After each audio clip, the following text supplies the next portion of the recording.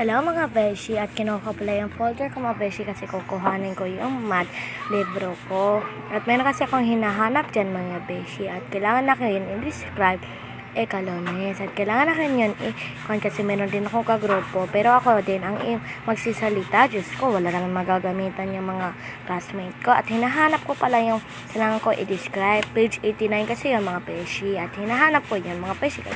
Kailangan to yung aking i-describe para meron ako malaking score sa nakin sa performance task.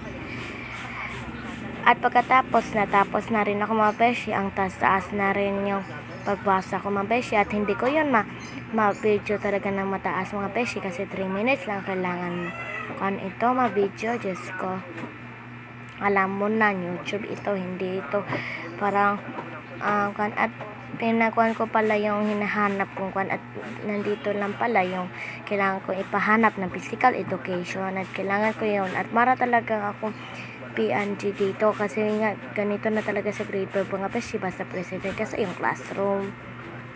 O yan, ang hinahanap ko na lang talaga yan at kailangan ko yan babasahin para sa akin ting physical education rin.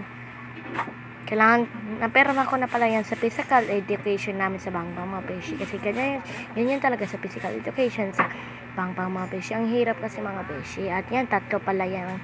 Ni-review ko dyan. At pinagkuhan ba nga sakto. At iuli ko na din pala yung folder ko dyan at in-arrange ko lang. At pagkatapos, inuli ko na pala sa saktong lagayan mga beshi. O diba ang tapulan? Diyos ko. Hoy, wag mo akong biyaan dito. At pagkatapos, nagpahangin na rin ako mga beshi kasi kailangan ko ng exercise. Ay, kailangan ko pala ng pagtanaw kasi ang boring kasi at hindi kasi ako mag-cellphone. Diyos ko. Parang anong pinagkuhan dito? Panaginip. Diyos, charot. At yan mga beshi, pinagkuhan ko na rin yan. Ewan ko saan na siya. At bye-bye mga beshi. Mwah!